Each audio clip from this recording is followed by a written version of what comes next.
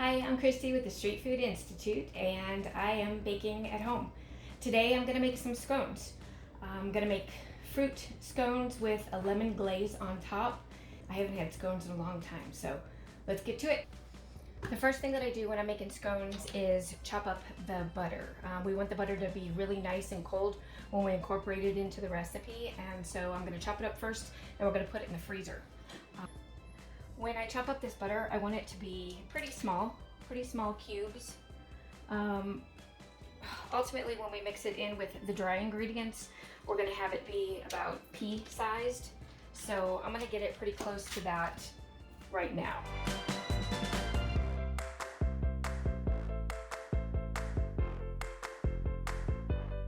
Like I said, we want this to be nice and cold when we put it into the dry ingredients and when we put it into the oven. If it's room temperature or even warm, then it's just gonna melt and your scones are gonna spread all over the place and it's not gonna be pretty. I have the rest of the ingredients all measured out just to make it quick and easy. So we have 4.5 ounces of butter in the freezer. And this recipe does also call for buttermilk, and I didn't have any buttermilk. The grocery store didn't have any buttermilk. So we're gonna make buttermilk. And it's super easy. All you need is milk. And we're gonna add vinegar. So it's about a tablespoon of vinegar to a cup of milk. We have about half of that. So I'm gonna put like 1.5 teaspoons of vinegar into this milk. We'll go ahead and stir this around, and then we're gonna let it just sit until we're ready to use it so that the vinegar can do its thing. So otherwise, I have 10.5 ounces of all-purpose flour, 1.5 ounces of granulated white sugar, 1/2 ounce of baking powder. I have my fruit already measured out, and this is just a mixture of frozen fruit that you get in a bag. You can use any kind of fruit. It can be fresh, it can be frozen, whatever you happen to have. The salt goes in here. I have a teaspoon of salt, which I've already added into all-purpose flour. And my secret ingredient is a tablespoon of French vanilla non-dairy creamer. Yep, just like I put in my coffee in the morning. It does add really nice flavor to these scones, and I like it. Sour cream. Sour cream goes into these as well, and I have not measured this out yet, so zero that. Sour cream, I do need 5 1/3 ounces. We'll probably just go 5. Excellent. So I've had to cut this recipe down from quite a large batch, and so I know the measurements may seem a little odd. For the most part, I'm just gonna round it up or round it down. It's not, in this recipe, gonna make a huge amount of difference. And I'll put all of this up on the screen for you. So, sour cream. Okay, so the butter's in the freezer, so it'll be nice and firm when we go to use it. The fruit is in the freezer, and the buttermilk that we're making with milk and vinegar is in the refrigerator. We want it to be nice and cold, but I don't want that to be frozen. So there's several different ways that we can mix this up. You can throw it all into a stand mixer over here. You can throw it all into a stand mixer, but one concern with making scones is over mixing the dough. You don't want the butter to get too warm or too soft, and you really don't want to work the dough too much, so I like doing it by hand. I'm gonna do it in this today. You can do it in a bowl. I like to do it in a flat pan because then I can use my bench knife to chop the butter into it. So there goes my flour and salt, my sugar, my baking powder, and my secret French vanilla creamer. All right, I'm gonna whisk this together. Okay, just get that mixed in a little bit. And now I'm gonna go to the freezer and I'm gonna get the butter, and we're gonna go ahead and chop the butter in. All right, so here we have our 4.5 ounces of butter in small cubes. Some of these are larger than others, but what we're going for is probably close to that, pea-sized.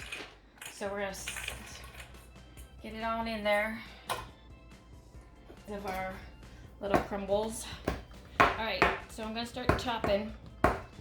This butter is nice and hard from being in the freezer, so this is gonna take a minute, but better for it to be cold or too cold than to be too warm, for sure.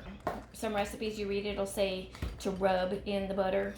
Literally, you'll take it and rub it, but if your hands are hot, that's not gonna work very well because you're gonna melt it and you don't want to do that.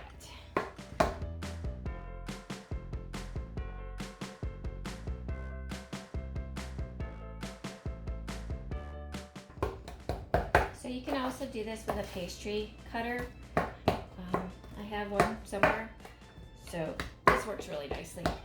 Whatever you got. Okay, feels good to me. How much fruit I have? The recipe calls for a little more than a half of a cup. I did like 3/4 of a cup because, you know, we want fruit. This mixed fruit did have a lot of blackberries, and they're actually pretty large. So I'm gonna chop some of this up. Fresh fruit, like I said, is wonderful, of course, to put into your scones if you have it. Fresh fruit typically is a little bit more juicy than the frozen fruit, so you do want to watch how much liquid that you're putting in when you use fresh fruit. So I'm dropping this into the dry ingredients because you can see this is actually pretty juicy. I want to coat it with the flour so that those juices don't just bleed out all over the place.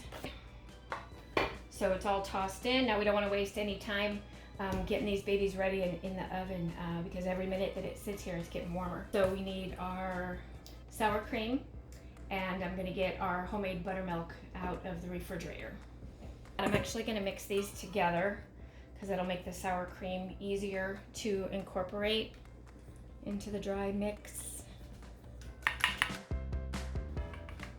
All right.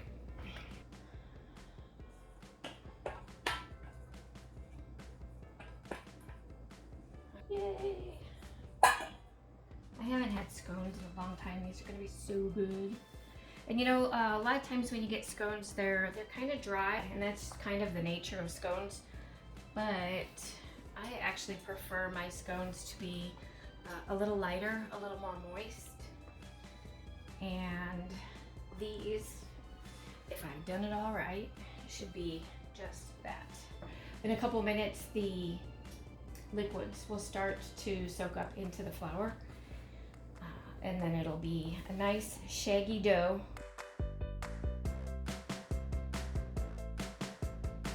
So I'm gonna get a little bit more milk.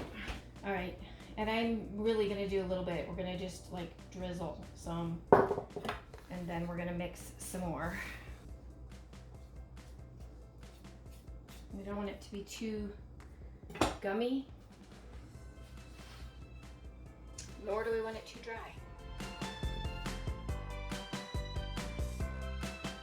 All right, see how it's mostly crumbly?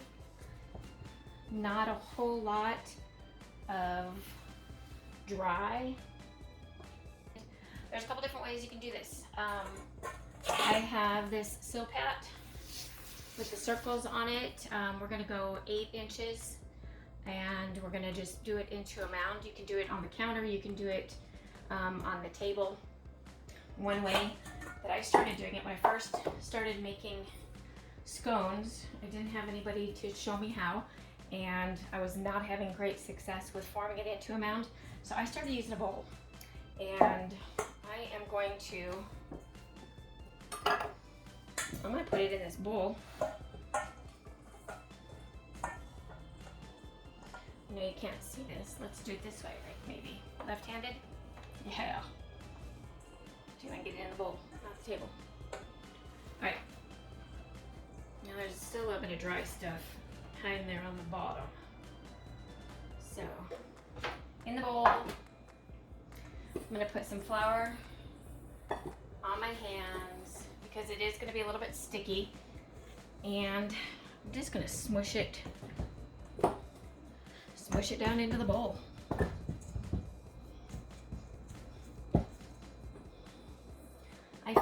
making a nice consistent mound was kind of daunting. It was never right, and this made it way quicker and easier for me. So you notice I haven't been kneading the dough. I didn't mix the dough. I kind of just folded the wet ingredients into the dry. And now with plenty of flour, I'm kind of just packing it down into the bowl so that when it comes out as one piece and not a bunch of crumbles.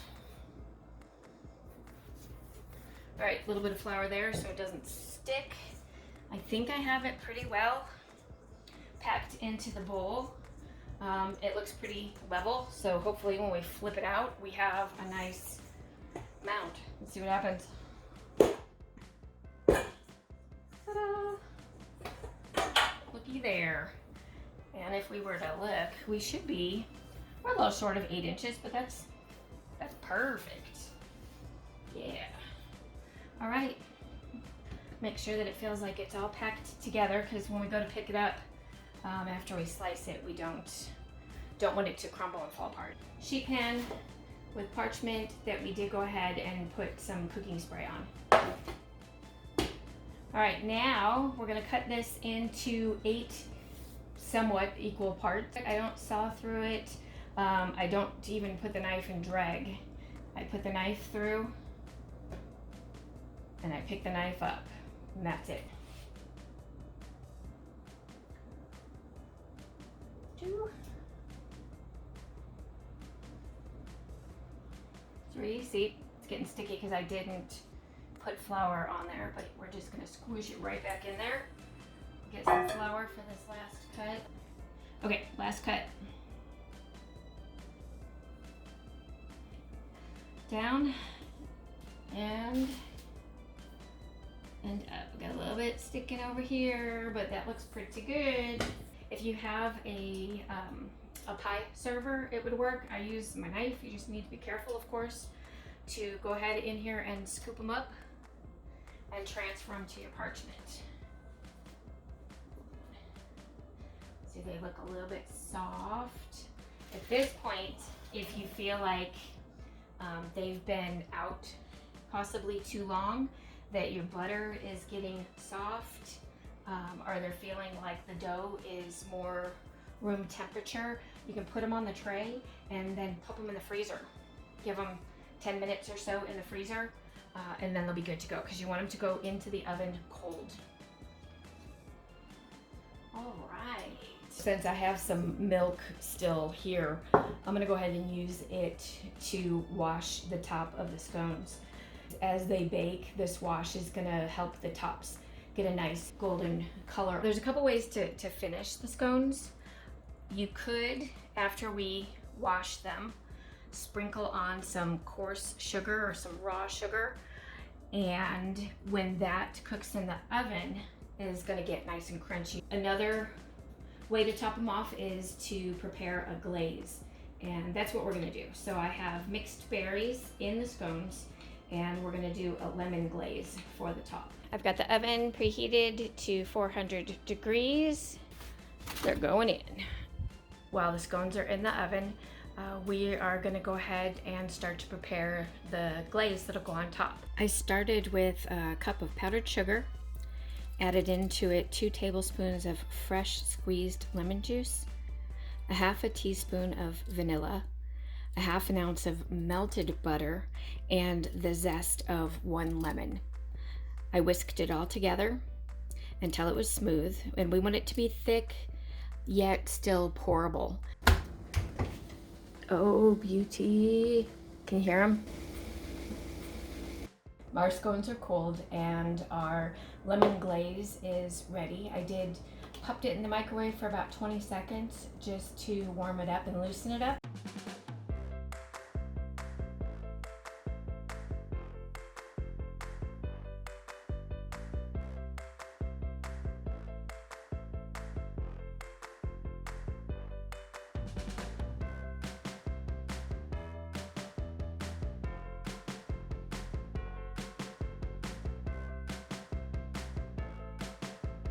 There we go. Mixed berry scones with lemon glaze.